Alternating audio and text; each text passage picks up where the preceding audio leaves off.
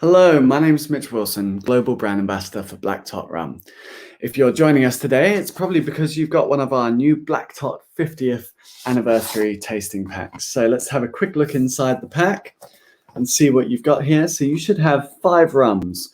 We've got the 3 components here, Barbados, Guyana, and Jamaica. And the blend that they all come together in are Black Tot Finest Caribbean. So these are the actual rums that make up this blend. So we're going to try each rum individually, see what they taste like on their own, and then see how they come together as well. We are then going to finish with our very special new rum, our Black Tot 50th anniversary, which looks like this one in real life.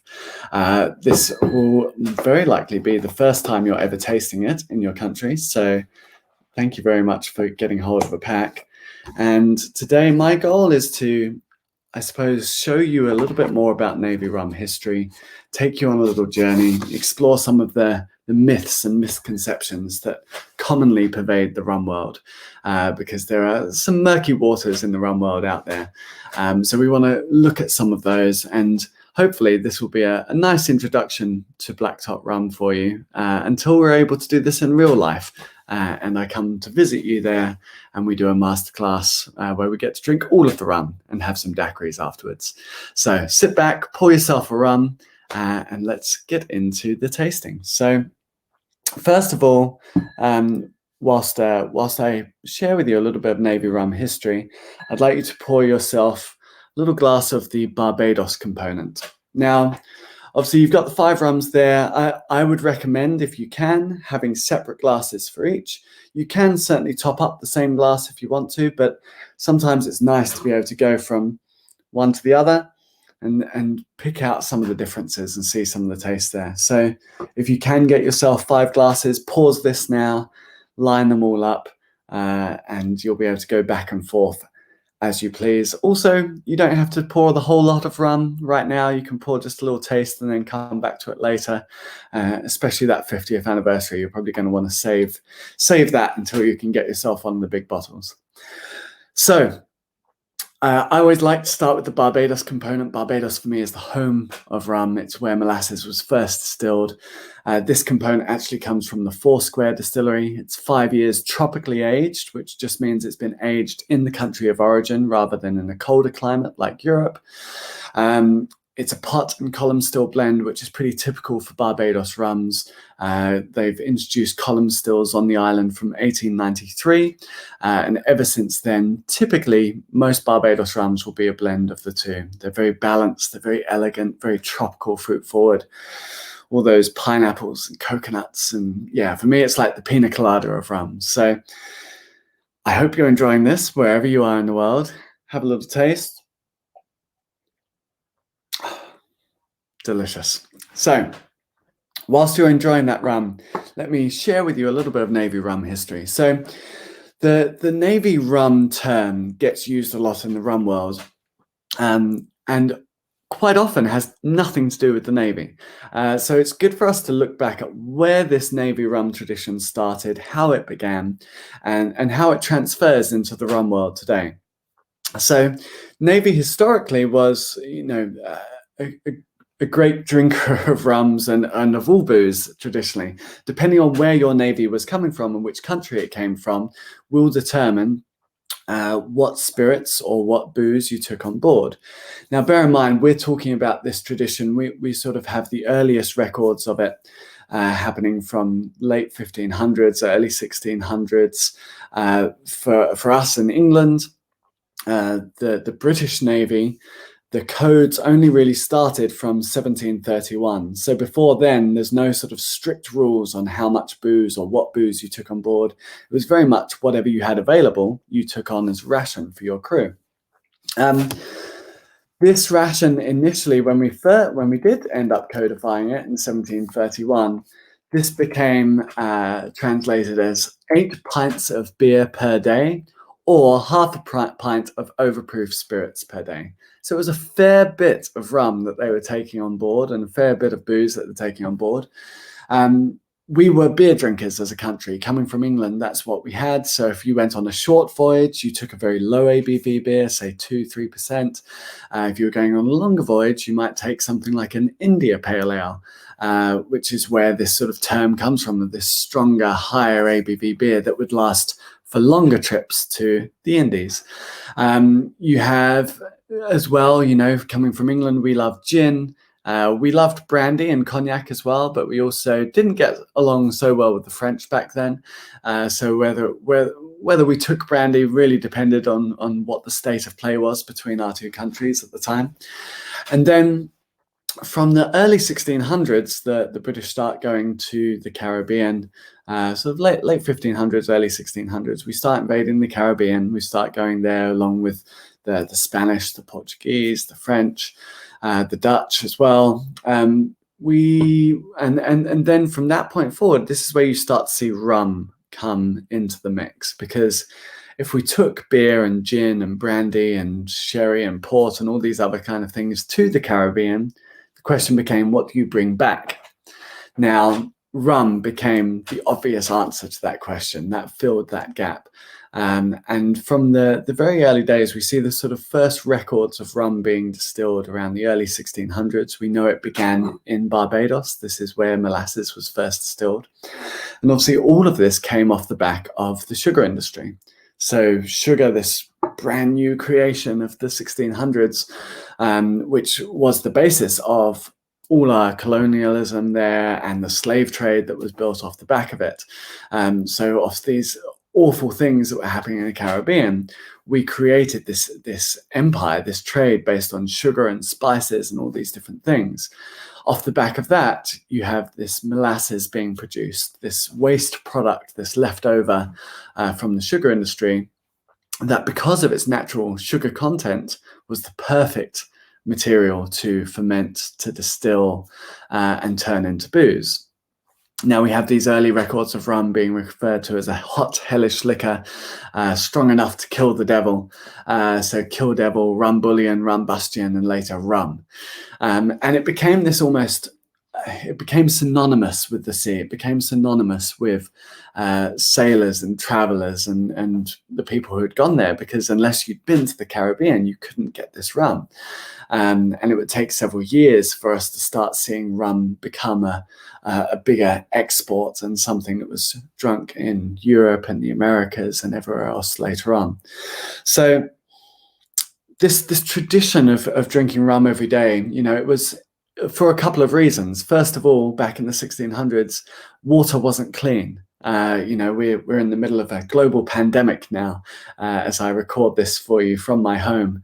And, back then, drinking water would be far worse than anything we've got going on today. So water was very dangerous. It was, not transported in any very hygienic or stable conditions. There was no glass or plastic bottles going around then.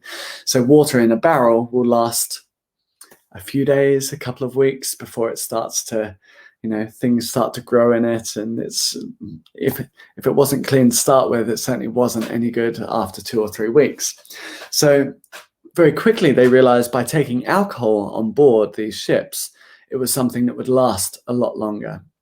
And beer worked, wine worked, sherry, port, but booze like strong 40%, 50%, 60%, any kind of higher strength booze was going to last the longest. And more than that, it was actually going to improve as the voyage went on, because obviously at that time they were using barrels just as a storage mechanism. And at that stage, a lot wasn't really understood as to what the barrels was doing to the liquid inside. They knew it changed it. They knew it added color to it and made it turn from a clear liquid to a darker liquid. But they realized these voyages were actually making the spirits taste better, whether that was the gin, the brandy, or the rum. So there was this kind of almost weird misconception that, it's the voyage that's making it better, but actually it's the barrel itself, which was improving the liquid therein. Nowadays, there's I guess, a lot of contention around where rum is aged and what that means, and being able to give a full breakdown of whether your rum is aged in the country of origin where it's distilled, or if it's aged in Europe, like we have huge brokers like EA Shear in Amsterdam, who have an incredible library of thousands of different rums aging in their warehouses there. We have rum warehouses like Main Rum Co. in Liverpool, which specialize in single casks and are themselves now actually a branch of Shear as well in that company. You have several warehouses and independent bottlers in Scotland, in Denmark, all around the world. Rum is being stored and aged, blended together and put in, and knowing where your rum has been and knowing where your rum has gone to is very important in determining the flavor, because 5 years in Scotland or 5 years in Denmark or 5 years in Barbados or Jamaica, you're going to have very different style rums. Even if they were exactly the same rum going into exactly the same type of barrel, you're going to have very different rums by the end of those 5 years. So this rum, as I say, aged 5 years in Barbados.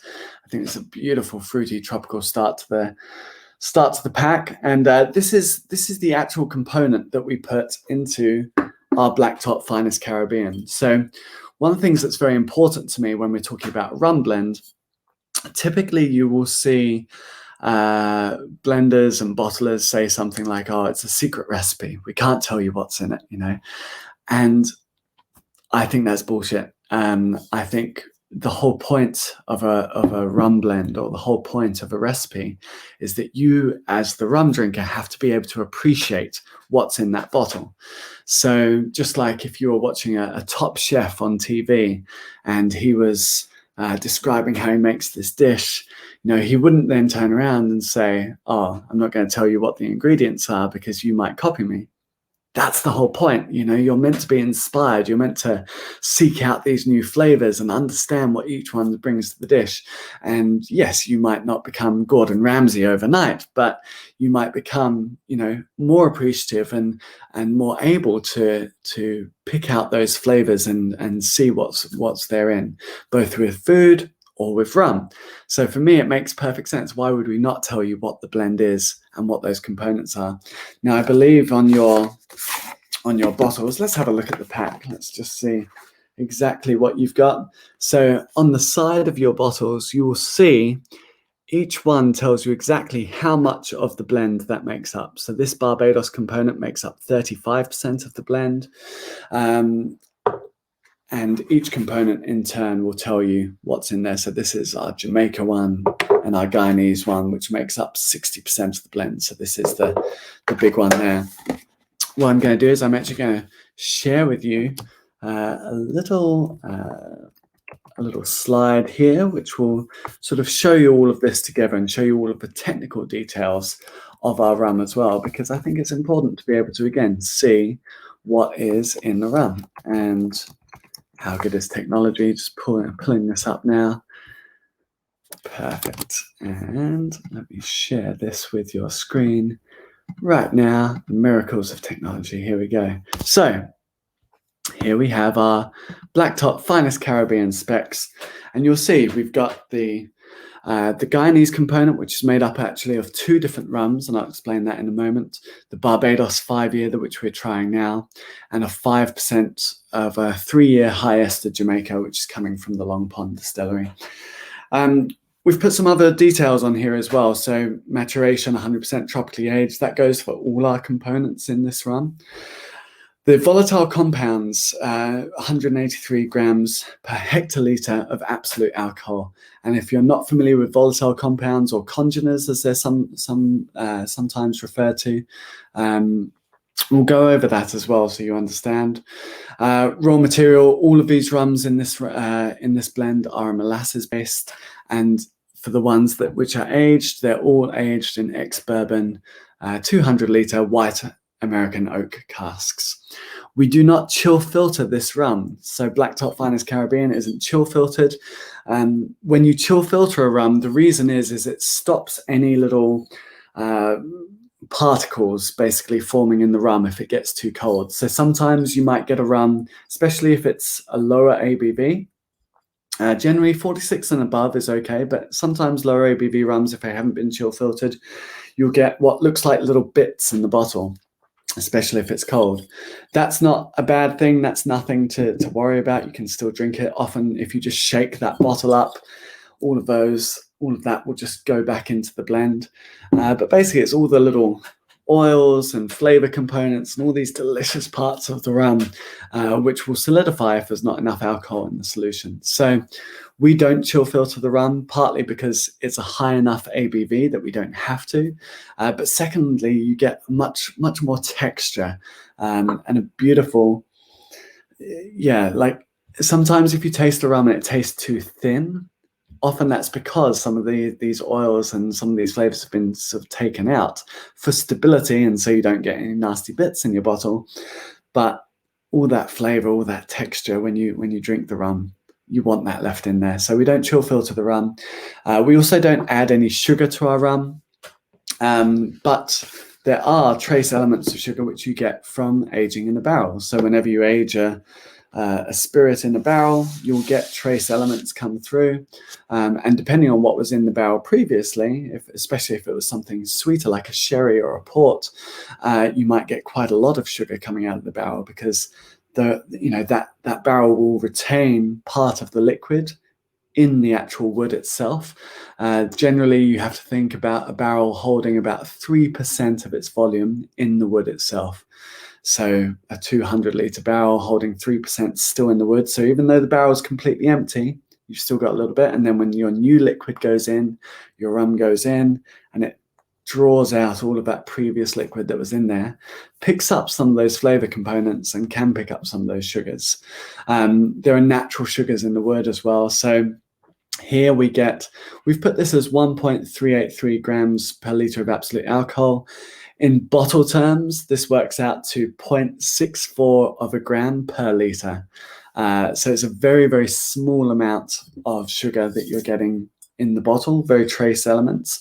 Generally in the rum world, we say anywhere between sort of 0 to 5 grams is usually can be accounted for by the wood or the previous liquid therein. Anything above that might be because some sugar has been added to the rum afterwards. This is one of those common misconceptions in the rum world, that rum is sweet, and it's not. Typically rum, like any spirit, is completely dry when it's first distilled. Sugar itself can't come through the distillation process. The best way I've ever had it described to me was, it's like if you had a kettle and you put sand in that kettle and then evaporated it, or you boiled the kettle rather, the sand would not jump out of the kettle. It would not evaporate. It's too heavy. Sugar molecules work the same way. They would just stay in the pot, and if you heated it for long enough, it would actually burn and caramelize in the pot itself. It would never actually come through into the distillate. So although you do get some of the flavor components and the organoleptic flavor molecules coming through from the raw materials, certainly whether it's molasses or sugarcane juice or whatever you're making your rum from, you are not going to have sugar itself come through in the distillate. Now, there are some rums which add a little bit of sugar to their rum afterwards, and quite frankly, they're often delicious, and I enjoy a great deal of them myself. There are other rums where we don't add sugar to them, like Black Tot as well. It's really up to you. My biggest thing that I advocate for is that I think there should be transparency, and wherever possible, putting that information on the label. Some countries allow it, some countries don't. But if you can put the information on the label, I think it's good. And I think it's interesting as a rum drinker like yourself to be able to see the differences between a dry rum that hasn't had any sugar added to it and something which has been sweetened a little bit. So Foursquare, obviously, if you know these guys, they're not a fan of sugar. So you can guarantee this one is sugar-free. Enjoy. So coming back to this navy rum idea, I want to share with you a little bit of history and show you where these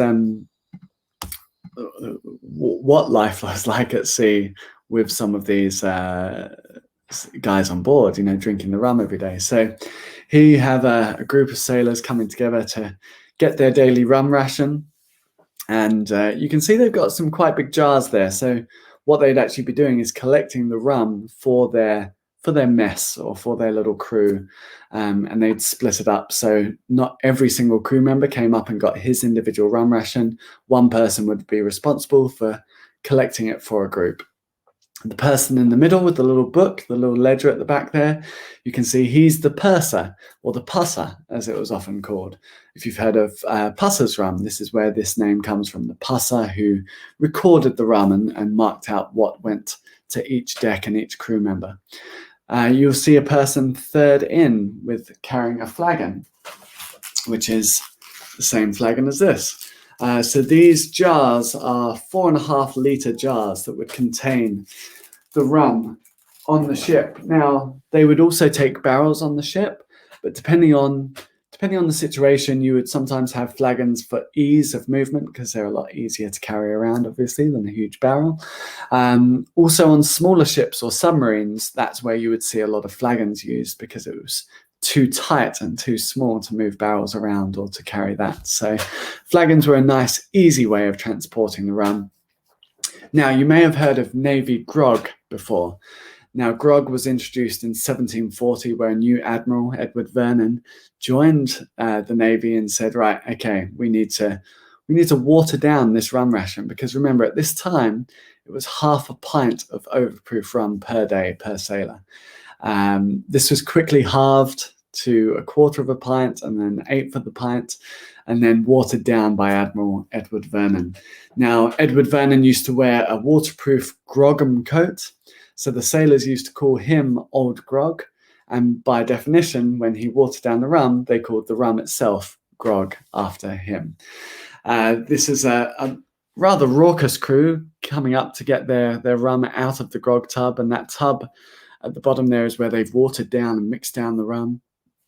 Here you see a much more orderly crew lining up for their rum rations. So as each crew member would come up, they would call the number and the name of their mess deck. The person on the right there with the book, marking it off, he's making sure that the right amount of rum goes to each person, and then it's all overseen and measured out for each crew member. This is where our story starts with Black Tot Rum. So about 10 years ago now, so in 2010, we bottled the first ever Black Tot, which is the Black Tot Last Consignment. Now this is a bottling of these flagons, and this is how the flagons first arrive. How we discovered it, our founder, Sukhinder Singh, was approached by an old sailor who had a couple of these Navy rum flagons and offered to sell them, and Sukhinder bought them. He then told another friend who had a few more flagons. He brought those along, and Sukhinder bought those as well. They told another friend who had another 10 flagons, and at that point, Sukhinder realized they must be coming from somewhere. There must be a source. Now, it took him about 2 years to track them down because the Navy had actually got rid of their Navy rum rations. They'd been spread all around the world. And so over a couple of years, Sukhinder tracked these down and found where they all were, brought them all together and bottled it. And this was the beginning of Black Tot. Now this for me is the exciting part, is being able to go through these old flagons and determine where they've all come from. So on this box here, we see faded in red on the left-hand side, the word Antwerp, which lets us know that this box was sent there. On the box on the left here, we see PKD 11/55. So this box was packed in November 1955. You can see how they were packed and labeled. They were filled with sawdust, nailed shut. And as soon as you pull the flagon out, that's it. You know, it's a pain to get back in. You can't just repack them. These rums were designed to go one way. They weren't coming back. They were being sent to be drunk. And we're very, very lucky that so many of these flagons actually survived and weren't drunk. We're not sure why. This particular batch we know went to Antwerp in 55 and was sent back in 1967. It's very unusual to not have the rum drunk because you would only be portioned out the amount of rum that your crew was going to drink. So why this rum survived, we don't know. We're still looking into it, but this is part of the fun and part of the research. This is what these flagons look like. So We have one here. They were normally covered in wicker like this to protect them. So if they got knocked together, oh, this one's quite dusty. If they get knocked, they wouldn't break. You can see in the middle what the flagons look like underneath.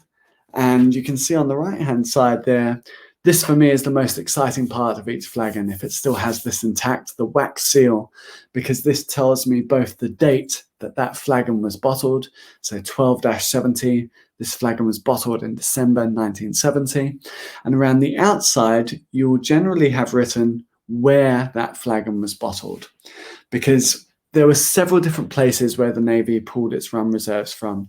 The first ever one that we created was in the West India docks in Deptford in London.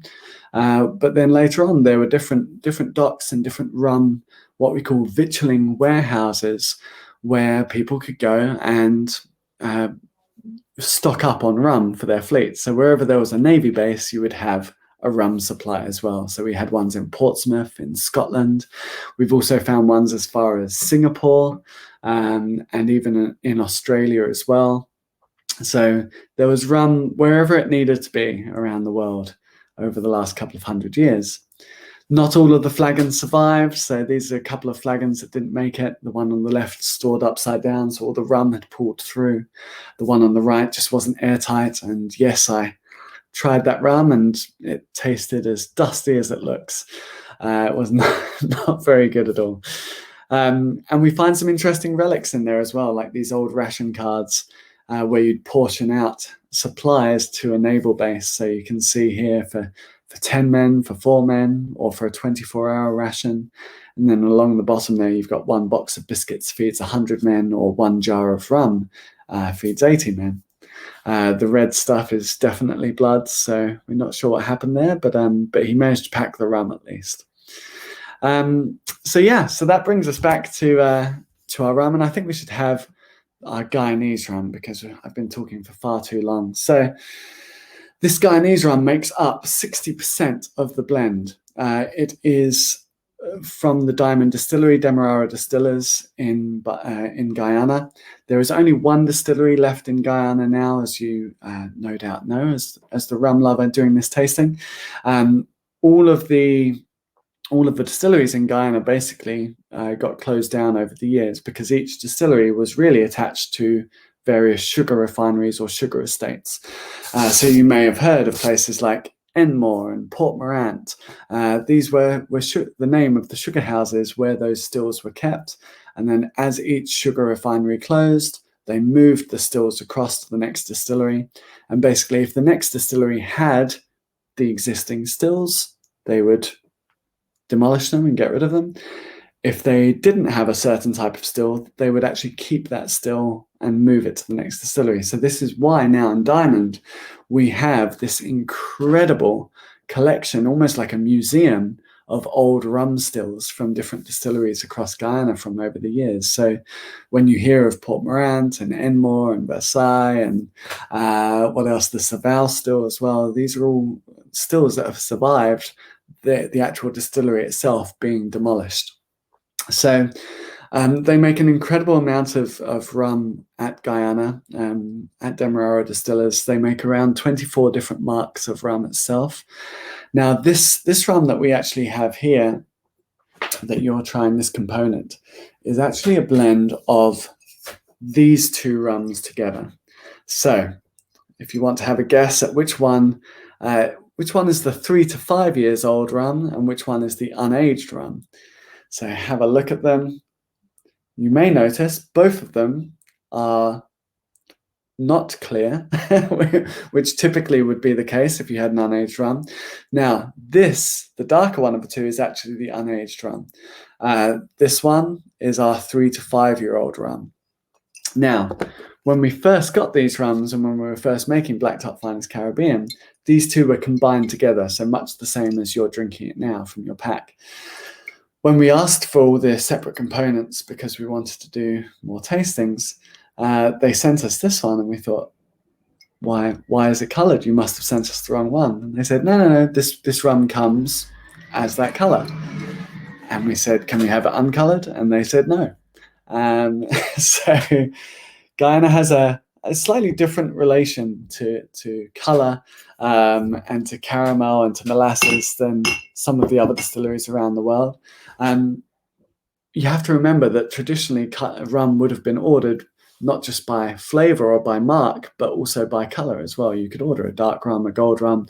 It meant very little other than whether you added some molasses to it, or today, typically some caramel to it. And by caramel, I mean more like E150A, so just like a chemical coloring industrial caramel, nothing, not adding sort of like the burnt caramel or burnt sugar that you would have done traditionally. So yeah, it's an interesting fact I show you, because when we first released Black Tot Finest Caribbean, we were very proud of the fact that we don't add any color to it. We don't add any caramel to it. We don't chill filter it. We don't add sugar. And so we put this on our on all our materials. And then when we saw the components, we realized, there is caramel, but in one of the components. So for me, again, transparency is key. Even though we don't add caramel, it's important that you know that one of the components has it. So this component, as I say, is a blend of the two. It's a pot and column still blend.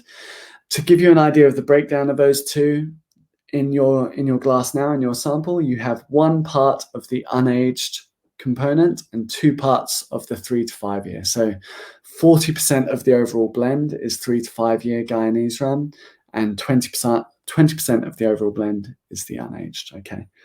Hopefully I haven't lost you there. Drink some more rum if I have. It'll make everything better.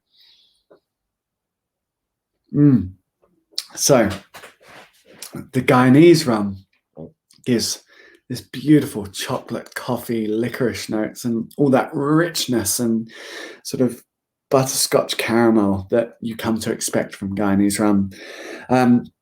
Remember, even though this has caramel coloring added to it, it doesn't have any sugar to it, so it might be quite dry compared to some Guyanese rums you may have had in the past. But all of that richness, it's a beautiful sort of heavy toffee, and it adds a lot of depth to a blend. So this is one of the interesting aspects, I guess, that as rum blenders we have, and we have an option here that we don't really see in any other spirit in the world. As rum blenders, we get to blend different countries together, different islands together. So Barbados, Guyana, Jamaica.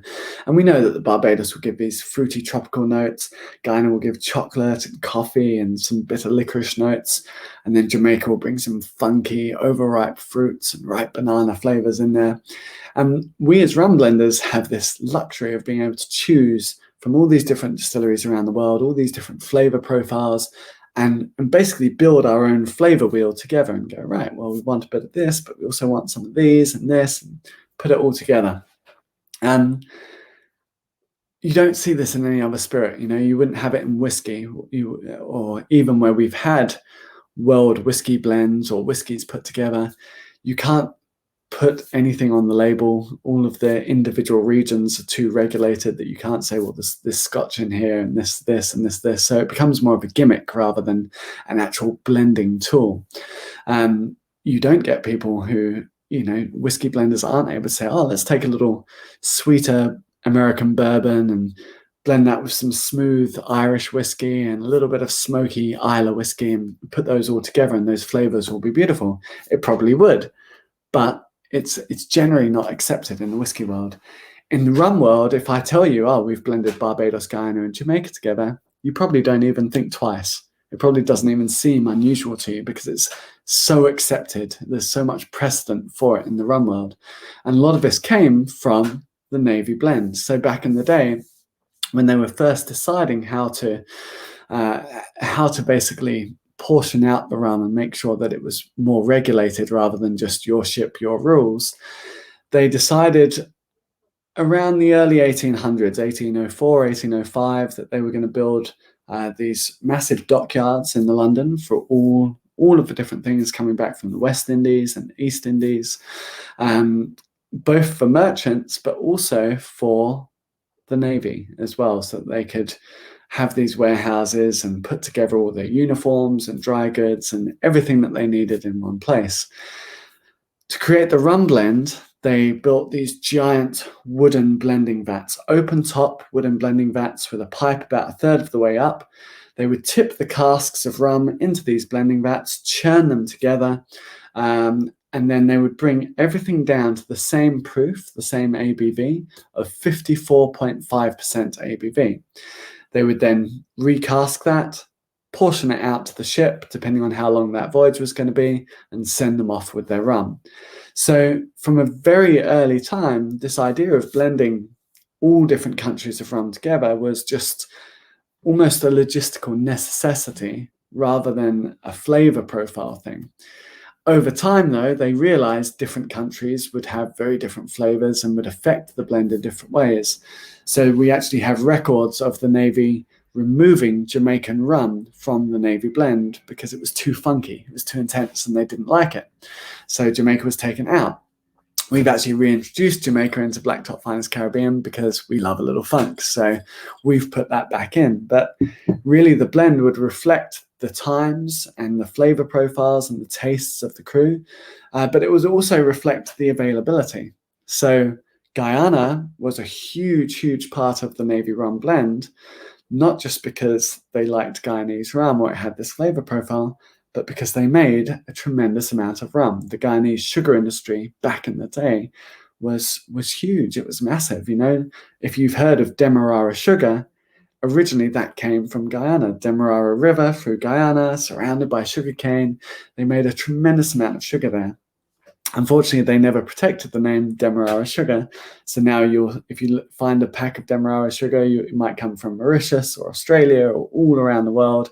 You'll almost never find any Guyanese sugar, and especially now they've actually converted the last of their sugar refineries to oil refineries, so you'll see almost no Demerara sugar currently coming out of Guyana at all. So very, very sad, and it also means for the first time ever Guyana is having to import some molasses because they don't make enough molasses for their rum anymore, which historically would have been insane. Like, who would have imagined? But yeah, this is a beautiful component. As I say, it makes up the heart of this Black Tot Finest Caribbean. 60% altogether is Guyanese rum.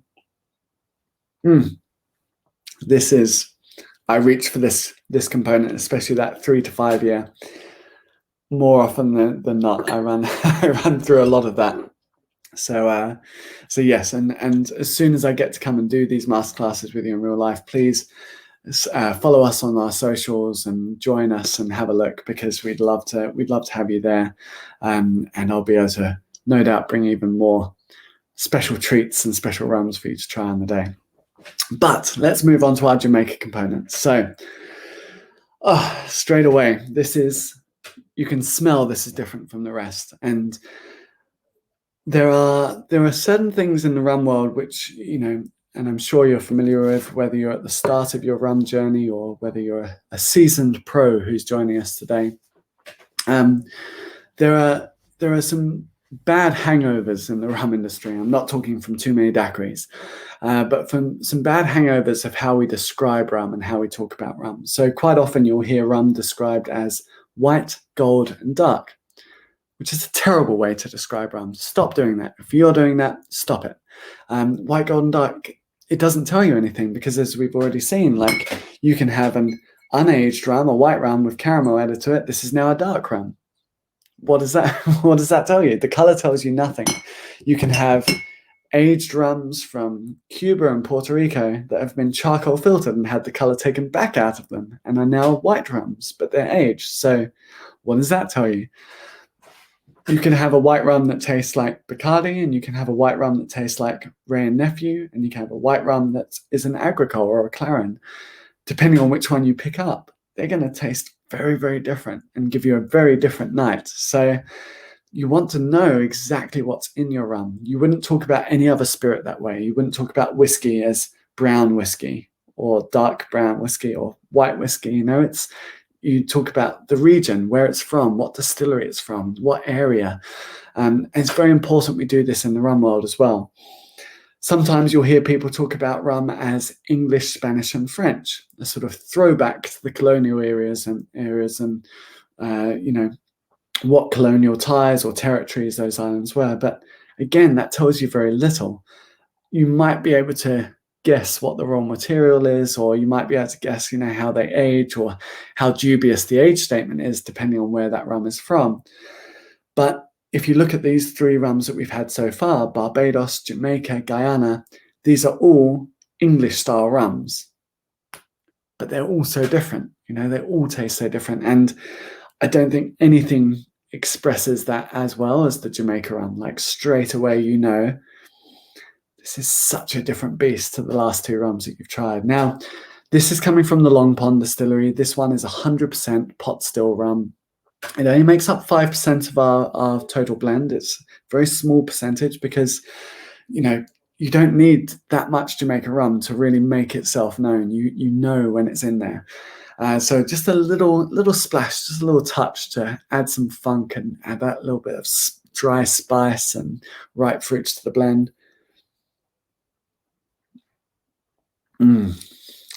It's like an explosion of flavor, isn't it, when you try it? It's absolutely delicious.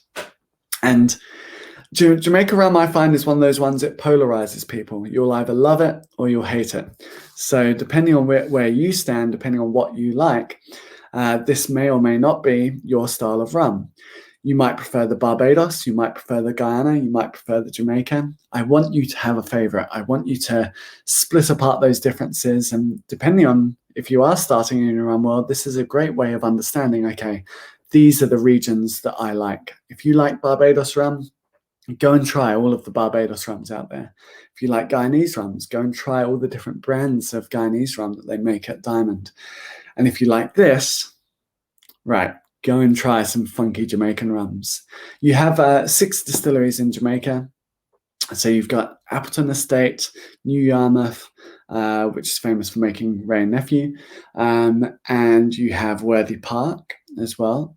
Now, these 3 don't use dunder or muck pits. They don't add that extra super funky stuff that makes Jamaican rum really crazy and out there.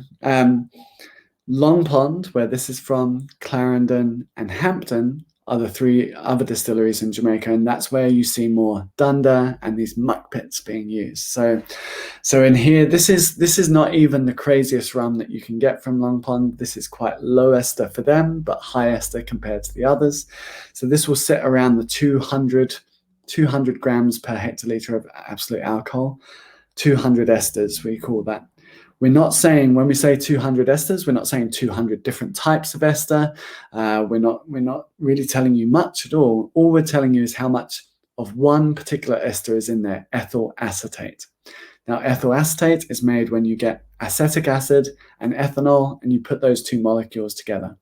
You can get dozens and dozens of different esters. You've got all different acids that will be created throughout fermentation. You have all different types of alcohol, not just ethanol, but all of the alcohol which we often cut out through the heads and the tails. All of those alcohols can mix with all those acids and come together to make a whole mirage of different esters together. But when we talk about esters for Jamaican rum, the only one they measure is ethyl acetate because it's always present. It's the one that's easiest to measure historically, and it's pretty much always there, so it's a good barometer. But avoid falling in the trap of just liking, I just like high ester rum. That's almost like saying I like loud music. It doesn't really tell you anything. Like, I like loud music, yeah, but rock, country, pop music, hip hop, rap, like what kind of thing do you enjoy? Just knowing how many esters in there, it's the same. They have the same issue in the whiskey world when we talk about peated whiskey. It's like, oh, I like really peaty whiskey. Like, how peaty it is doesn't necessarily tell you what the flavors are within that whiskey. Each distillery will make its own style regardless of the amount of smoke in there. And it's the same for Jamaica. A Hampton is going to taste very different to a Long Pond and very different again to a Clarendon or a Money Musk rum as well. So I hope you enjoy this. I think it's a beautiful, fruity, delicious, funky component to add in. And I love that we have a little bit of this in our Finest Caribbean. So, without further ado, let's try our 4th rum in the pack. So this is the Black Tot Finest Caribbean. This is what it looks like in the big size. This is a blend of those 3 rums that we've just tried, all coming together. And when we're blending a rum, the way you want to think about it is kind of this flavor wheel that I kind of alluded to earlier, where we have, okay, Barbados with its tropical fruity notes up here, Guyana with its coffee, chocolate, and also bitter licorice going on here. Then we have the Jamaica, which has those ripe, funky, fruity, spicy notes. Now, you might like one of those particular areas and just want to drink that rum. Perfect. That's fine. That's great. Go and pick yourself up a bottle so you can have that particular flavor whenever you like it. Our goal when we blend a rum is to be able to put all those flavors together and hopefully give you something quite complete, quite well-rounded, and something that's, for me, this rum works very well. If I'm bartending, this is a good workhorse rum. I can throw it at a lot of different drinks. And if I just need the rum to punch through, this rum will do that job, So it makes a great old-fashioned, it makes a great rum Negroni, or right hand, as we'd call it. You can kind of, it makes a great Mai Tai as well. You can put it in a whole variety of different drinks, throw it in there, and it will just, the rum won't disappear. It's boozy, it's full, and it will hit a lot of different flavor notes. Now, when you try this blend, what I want you to try and do is pick out some of those individual smells and flavors that you had from the individual components and see if you can pick them up in here. So straight away on the nose, I'm getting, right now I'm getting these sort of like a little bit of that Jamaica funk coming through. So the Jamaica really jumps out of the glass. But I'm also getting some of that chocolatey coffee, those licorice notes coming through, which I know is the Guyanese rum as well. And we taste it. So now all of those, because you've trained your palate to taste all those individual flavors, all of those different points on the flavor wheel should be firing off. And you'll be like, oh yeah, okay, I can taste the Guyana. Now focus on the Barbados bit. I can get those fruity notes. Go back to it again. Some of that funk is coming through on the back end with the Jamaica as well. So if we've done it right, hopefully what this will do is allow you to pick out all of these individual flavors. It's like hearing the individual instruments in an orchestra. And then when you try the final blend, it's like hearing the whole orchestra together, but you can pick out the individual players. And you're like, oh yeah, I see what each one of these is doing. So I hope you like it. If you don't, you've got the components there. Blend your own ratio. Enjoy it how you like it. But this for me is the reason why we've built this tasting pack, other than the fact that we can't travel and do these tastings with you in real life at the moment. But I want people to be able to try the individual islands, because I think it's so important as blenders. There's a reason why we love being able to choose from all these different distilleries and all these different countries and put them together as flavors. And I want to be able to share that with you so that you can appreciate each island style as well as the overall blend at the end as well. So I hope you like what we've done with it. It's a delicious rum. Pick yourself up a bottle if you don't have it, and yeah, make yourself some rum Negronis. They are delicious. 40, 20, 20. A little bit heavier on the rum, okay?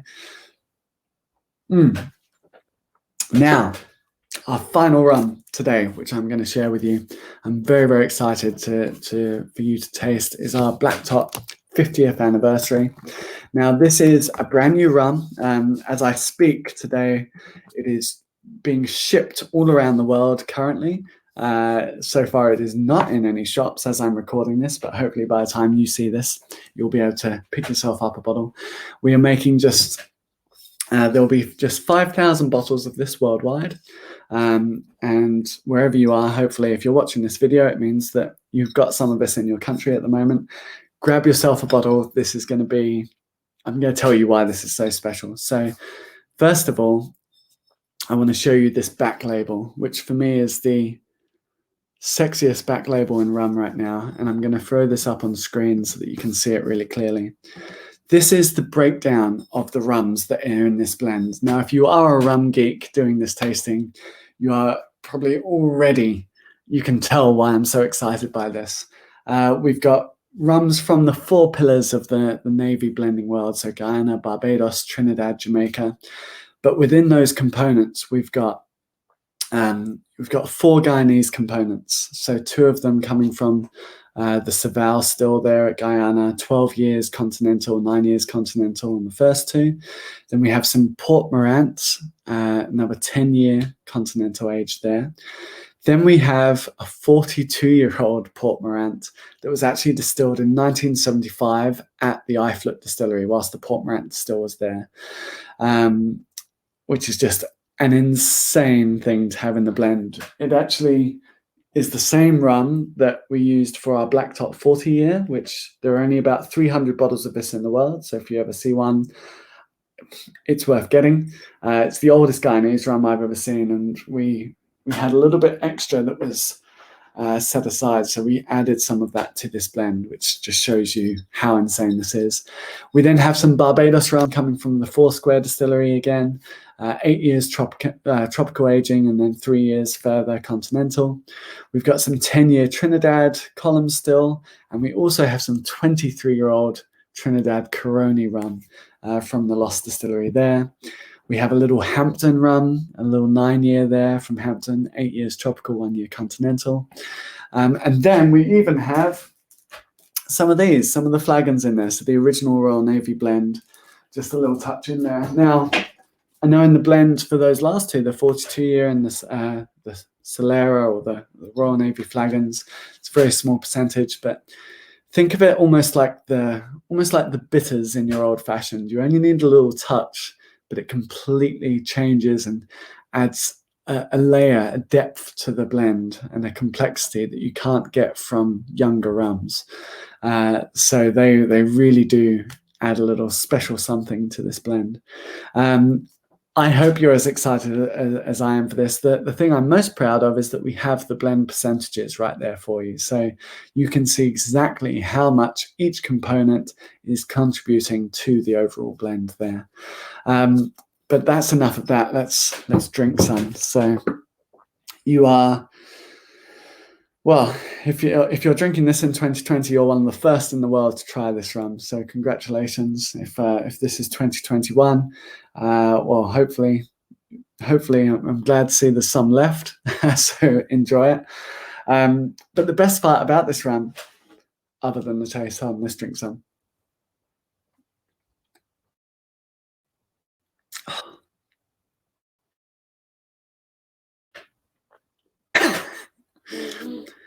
I hope you are just as blown away as I am every time I drink this rum. It's a little bit boozier than the ones we've tried before. So all the rest were at 46.2, which is what we bottle the Finest Caribbean at. This is at full Navy strength, so 54.5% ABV. I think it's absolutely delicious. I was trying to think the other day if there was any rum blend in the world that marries any number of those distilleries together, and you might get 1 or 2 together in a bottle, but never that whole range. You know, it's completely insane.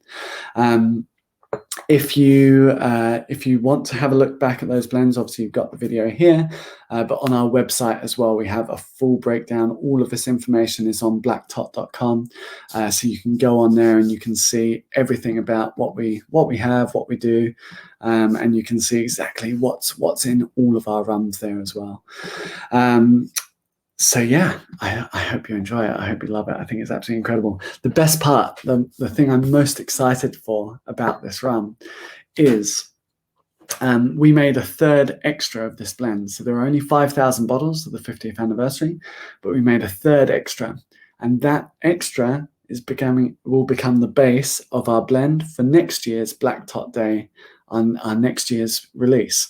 So that will become the base rum for that. We'll then add new casks and different rums on top of that. We'll make a third extra next year as well. That will become the base of the following year's blend. So essentially what we're doing is similar to how the Navy used to continuously top up their rum blend and continuously top up their vats, blend them together, release them at 54.5, and then send them out.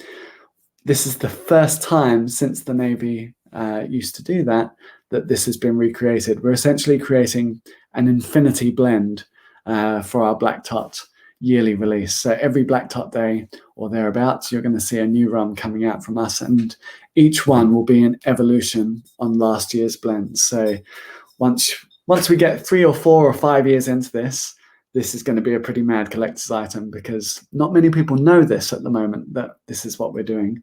But yeah, by next year and the years after, being able to see the whole evolution of these rums is going to be pretty exciting. So I hope you enjoy this, and I hope you enjoyed this session. It's a pleasure to take you through these rums. Very strange doing it just by myself, talking to a screen, hoping that one of you is going to see this. But hopefully very soon we'll be able to do this in real life. And wherever you are in the world, I'll be able to travel to your area and do a rum presentation there. If you liked this presentation, if you enjoyed it, please, I'd love to hear from you. You can have my email address is mitch@blacktot.com. And you can follow us on socials as well with Black Tot Rum or Mitch Said This. So please, if you're doing this tasting, if you've made it this far, congratulations. Well done to listening to me talk about rum for almost an hour. And please, yeah, send us a picture, let us know your thoughts. And if you have any questions at all, I would love to discuss rum with you. So wherever you are in the world, cheers. I look forward to having some daiquiris with you soon.